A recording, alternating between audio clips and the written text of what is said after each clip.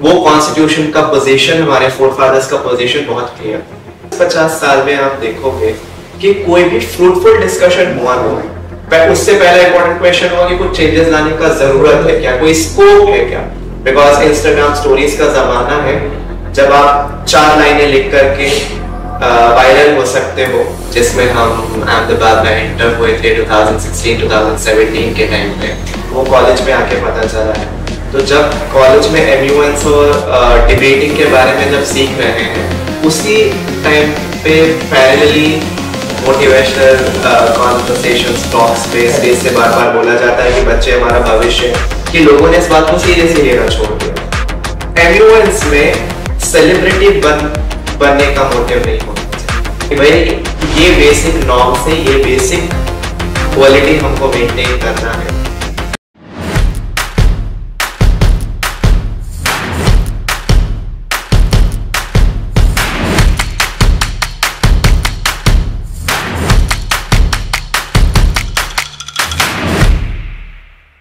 Welcome to the 4th episode of MUN Connect by GLS FOC MUN 3.2.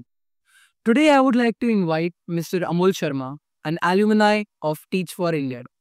Currently, he is working as an assistant school leader at DCGES Ahmedabad. As school leader, he manages and coaches a team of 49 educators and has been an active in debating circuit for past many years.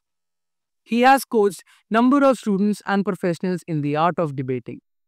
So sir, as in the 3rd edition of GLS FOC, you are again the part of the chairing in Lok Sabha, and this time हम लोगों का जो agenda है, it's totally on the basis of reservation.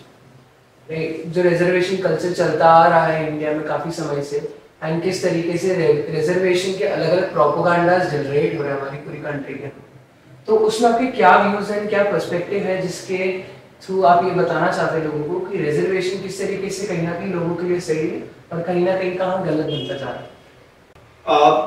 जहाँ तक बात आता है रिजर्वेशंस का एक कॉन्स्टिट्यूशनल पर्सपेक्टिव, तो वो बहुत ही क्लियर है वंश। Constitution talks about intelligible differential, तो वहाँ पे रिजर्वेशंस होना चाहिए, ठीक है। वो कॉन्स्टिट्यूशन का पोजीशन, हमारे फोरफादर्स का पोजीशन बहुत क्लियर, और वो क्यों होना चाहिए उसका भी एक पूरा हिस्टोरिकल कॉन्टेक्स्ट है हमारी कम्युनिटी को लेकर के, कि जो लोग बहुत पीछे हैं रेस में, जो बहुत पीछे थे, उनका सिर्फ आगे लाने के लिए नहीं, उनका रिप्रेजेंटेशन बढ़ाने के लिए पब्लिक स्पेस में रिजर्वेशंस आए। प्रॉब्लम कहाँ है कि हमारे यहाँ रिजर्वेशन जो है उस पे डिस्कशन होगा बहुत ज्यादा politically and emotionally charge subject बन जाता है। इस वजह से पिछले 40-50 साल में आप देखोगे कि कोई भी फ्रूटफुल डिस्कशन हुआ नहीं। एकेडमिक स्पेसेस में प्रोफेसर्स ने, कुछ रिसर्चर्स ने अपनी तरफ से कोशिश करा, क्रीमी लेयर का बात उठाया कि इस पे चर्चा करो कि भाई ऐसा तो नहीं कि एक ही परिवार के 2-2, 3-3 जनरेशंस को रिजर्वेशंस का बेनिफिट मिल रहा है। ये सारे पॉइंट्स उठे, बट कहीं ना कहीं इन पे चर्चाएं, इन पे जो डिस्कशंस होने चाहिए वो बहुत अच्छे रूप में, बहुत जोर के साथ जिस पे इन पे चर्चा होना चाहिए, बात होना चाहिए, वो हो नहीं पाता है। बिकॉज अब तो और ज्यादा नहीं, अभी तो सोशल मीडिया का जमाना है, कैंसल कल्चर है, आपको अपने स्पेसेस में रेलेवेंट रहने का बहुत ज्यादा डर रहता है, जरूरी रहता है, तो आप बात ही नहीं करते हो रिजर्वेशंस पे। बहुत सारे पॉइंट्स हैं रिजर्वेशंस पे, बहुत अलग तरीके से डिस्कशंस होने का जरूरत है, पर वो हो नहीं पाता है। क्या होता है, कोई भी डिस्कशन ऑन रिजर्वेशन आप देखोगे usually ends up with 2 extreme positions, जहां पे एक पोजीशन बन जाता है कि रिजर्वेशन नहीं होना चाहिए, रिजर्वेशन गलत है, and the other extreme position जिसका भी हम एक पब्लिक डिस्कोर्स में रूप देख रहे हैं कि 50% को भी आप हटा दो, और ज्यादा जितना आपका पॉपुलेशन है उतना आपको रिजर्वेशन होना चाहिए, so that becomes other extreme, right.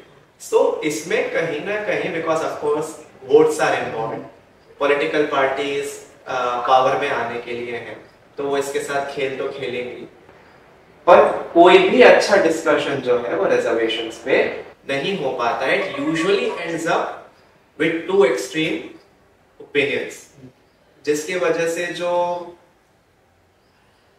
Actual discussions हैं कि भाई अ सिंपल क्वेश्चन लाइक कि करंट रिजर्वेशन सिस्टम में हम कुछ चेंजेस ला सकते हैं क्या, उससे पहला इंपॉर्टेंट क्वेश्चन होगा कि कुछ चेंजेस लाने का जरूरत है क्या, कोई स्कोप है क्या। तो स्कोप पे, जरूरत पे वो चेंजेस क्या हो सकते हैं, इन सारा बातों पे तो चर्चा नहीं हो पाता है। वो उसका रास्ता पक्का है, वो रास्ता वहीं जाएगा कि नहीं नहीं नहीं। फिर वो क्या होता है, जो रिजर्वेशन के अगेंस्ट है वो भी इमोशनली चार्ज हो जाता है। वो बोलता है रिजर्वेशन बाय डिफॉल्ट गलत थे, 10-15 साल के थे, आपने आगे बढ़ा दिया, all that. Of course historical context is there. आज क्या अच्छा करना है उस पे डिस्कशन नहीं हो पाता है, और उस पे डिस्कशन करने के लिए जो कैपेसिटी बिल्डिंग है कहीं ना कहीं वो भी कम है। लोग उतना इन्फॉर्म नहीं है अबाउट रिजर्वेशन सिस्टम्स। लोग हमारा हिस्ट्री को लेके, हिस्टोरिकल पूरा कॉन्टेक्स्ट को लेकर के उतना वेल इन्फॉर्म भी नहीं होते और उतना एफर्ट भी नहीं लेते, बिकॉज इंस्टाग्राम स्टोरीज का जमाना है। जब आप 4 लाइनें लिख करके वायरल हो सकते हो, तो फिर 500 पन्ने 600 पन्ने पढ़ने का किसको जरूरत है। So sir, how your journey has been so far regarding what else experience you had from past to now in MUN culture? बहुत कुछ सीखा है MUN से, सीनियर से, उस पूरे इकोसिस्टम से जिसमें हम अहमदाबाद में एंटर हुए थे 2016-2017 के टाइम पे। जो कोर वैल्यूज सीखी हैं उसमें से नंबर 1 पे तो यही आएगा कि पढ़ो, न्यूज़पेपर्स पढ़ो, अपने नॉलेज को कभी सीमित मत रखो, किताबें पढ़ते रहो, अलग अलग आइडियोलॉजीज को समझने का कोशिश करो, उनके जो जानकार लोग हैं उनको सुनो, उनको पढ़ो। तो या काफ़ी कुछ उससे सीखने को मिला, और MUNs के बाहर भी वो सारी चीज़ें बहुत मदद करती हैं। So as a delegate and now being a chair, तो उस जर्नी में आपने कौन कौन से ऐसे स्टेप्स देखने या फिर आपने ऐसे एक्सपीरियंस किया कि that really changed your perception towards learning? Perception towards learning ऐसा change हुआ ऐसा नहीं बोलेंगे, evolve हुआ, डेवलप हुआ स्क्रैच से। क्योंकि बहुत ज़्यादा हमारे टाइम पे स्कूल्स में तो उतना ज़्यादा ये कल्चर था नहीं, तो वो कॉलेज में आके पता चला है। तो जब कॉलेज में MUNs और डिबेटिंग के बारे में जब सीख रहे हैं, उसी टाइम पे पैरेलली हम कॉलेज में भी रिसर्च करना सीख रहे हैं, ऑथर्स को समझना सीख रहे हैं, उनके आर्ग्यूमेंट्स को समझना सीख रहे हैं। तो कुल मिला के यही एक्सपीरियंस था कि it was a natural experience. जो कॉलेज में हो रहा था वही यहाँ पे हो रहा था, तो सब एक दूसरे को कॉम्प्लीमेंट करते हुए चल रहा था। So that way it was an amazing experience. तो सर आपके परसेप्शन से, फिर आपके जो भी व्यूज हैं उसके हिसाब से शिक्षा और शिक्षक का क्या रोल है इस वर्ल्ड में? शिक्षा का रोल तो देखो बहुत ही स्पष्ट है, एकदम क्लियरली अगर हम उसको बोलें तो ये है कि अभी हम 21st सेंचुरी में हैं। हम बहुत सारी प्रॉब्लम्स को देख रहे हैं आसपास। शिक्षा को हमारे बच्चों को इस लायक बनाना है कि वो एक अच्छा कंट्रीब्यूशन इस सोसाइटी, समाज को दे सके।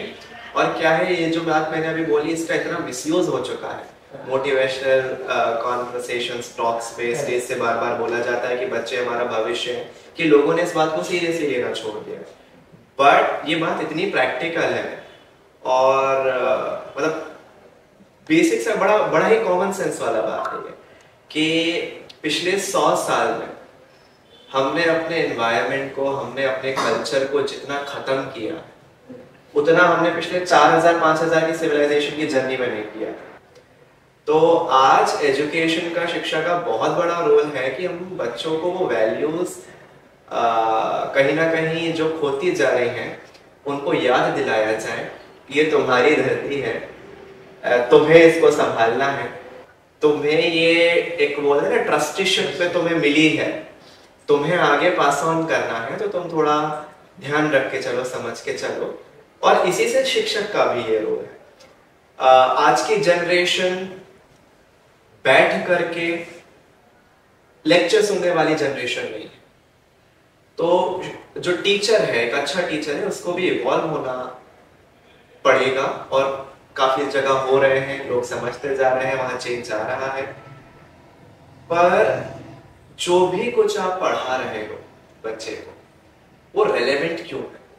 तो वो रेलेवेंस बिल्ड करना आपका टीचिंग में, कि why it is important for you to learn this, वो बहुत बड़ा काम आज टीचर्स का है। और अगर वो अच्छे से करेंगे तो अभी तो इंटरनेट का, एआई का जमाना है, बच्चे काफी ओनरशिप खुद का लर्निंग का खुद ले सकते हैं। बट एक टीचर का बहुत इंपॉर्टेंट रोल रह जाता है, जो कि एआई नहीं कर सकता है, जो कि इंटरनेट नहीं कर सकता है। वो पर्पस बिल्डिंग का है, वो फ्रेमवर्क सिखाने का है, जिसको रख करके बच्चा खुद ढूंढ सके अपने आप को। तो वो एक रोल तो टीचर का रहेगा, उसको रिप्लेस नहीं कर सकते। So sir, coming back to the modern nations, what should be a motive according to you? मतलब आपके हिसाब से क्या मोटिव रहना चाहिए, बेसिक मोटिव ऑफ MUNs, जो कि अब धीरे धीरे खत्म होता जा रहा है? पढ़ना है, समझना है, दुनिया गोल है, जो इंटरनेशनल रिलेशंस में कई बार अगेन मिसयूज हो चुकी चीजें हैं। बट वही बात है कि प्रॉब्लम्स बहुत कॉम्प्लेक्स है, और वो प्रॉब्लम्स कई बार इसीलिए कॉम्प्लेक्स बनी है क्योंकि डिसीजन लेने वाले लोग अपने इमोशंस और ईगोज से ऊपर नहीं उठ पाए। तो काफी सारी प्रॉब्लम्स उनके द्वारा क्रिएटेड है। अब मॉडर्न यूनाइटेड नेशंस और किसी भी डेलिब्रेटिव जब आप प्रोसेस करते हो, डिस्कोर्स करते हो, तो उसका सबसे बड़ा चीज जो माइंडसेट रिक्वायर्ड है, जो मोटिव होना चाहिए, वो ये होना चाहिए कि केवल मैं जैसे समस्या को या प्रॉब्लम को समझ रहा हूं, शायद सिर्फ वो तरीका उस प्रॉब्लम को समझने का नहीं है, कोई और तरीके से भी इसको समझा जा सकता है, कुछ और पर्सपेक्टिव्स हो सकते हैं। जब मैं सबको सबको मैं समझ नहीं सकता, और वो मेरा बर्डन भी नहीं होना चाहिए कि मुझे हर एक व्यक्ति के पर्सपेक्टिव को समझना है। पर मेरा बर्डन ये होना चाहिए कि मैं अपनी तरफ से पूरा कोशिश करूं कि जितना हो सके मैं उतना समझ रहा हूं, मैं उतना पढ़ रहा हूं। और दूसरा क्या मोटिव नहीं होना चाहिए, वो भी मैं अगर ऐड करना हो, MUNs में सेलिब्रिटी बनने का मोटिव नहीं होना चाहिए। MUNs में जो भी प्रोस्पेक्टिव लोग पार्टिसिपेंट्स हैं उनके लिए कि आप ये सोचकर मत आओ कि MUNs में मुझे जाना है फेमस होने के लिए, सेलिब्रिटी बनने के लिए, स्टार बनने के लिए। वो आप जब पूरा बेसिक जब कवर करोगे, जब आप रेलेवेंट हो जाओगे, जब आप रेलेवेंट बातें बोलने लगोगे, सोशल मीडिया रेलेवेंट नहीं, जब आप जो के लिए MUN है उस पर्पस की जब आप बातें करने लगोगे, अपने आप आपका सर्कल बनता जाएगा, लोग आपसे जुड़ते जाएंगे, और वो टाइम टेकिंग प्रोसेस है, तो उतना पेशेंस होना चाहिए। Right. Sir, as you know that आप JLS यूनिवर्सिटी में कई टाइम से आप जुड़े हुए हैं, and this is the third time FOC has organized this MUN. What are your thoughts on कि JLS यूनिवर्सिटी की जो institutional MUNs होते हैं, उससे delegates and the organizing team, उनको क्या-क्या perks मिल रहा है या फिर उनको क्या-क्या फायदा हो रहा है in terms of taking participation or taking participation as a teamwork? So there are two parts of this question, right? One is participating in the conference as a delegate or as a basically participant, and then participating as the organizing.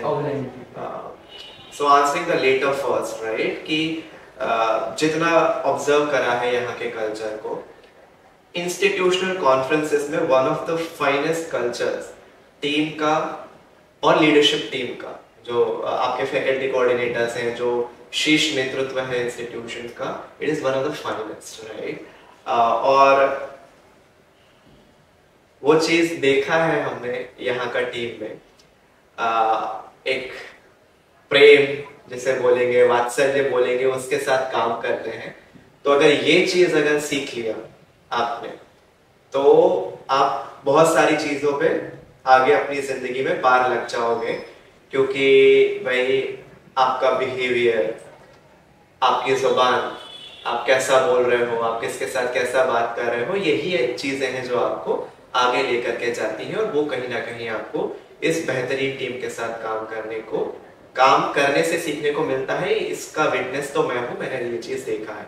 और जहां तक है बात institutional conferences का, we belong to that old school जिन्होंने हमेशा institutional conferences को support किया है, बिकॉज एक फॉर्मेलिटी जो हमको चाहिए, ठीक है, एमयूएन्स में, यूथ पार्लियामेंट्स में, एक वो फॉर्मेलिटी का आना बहुत जरूरी है।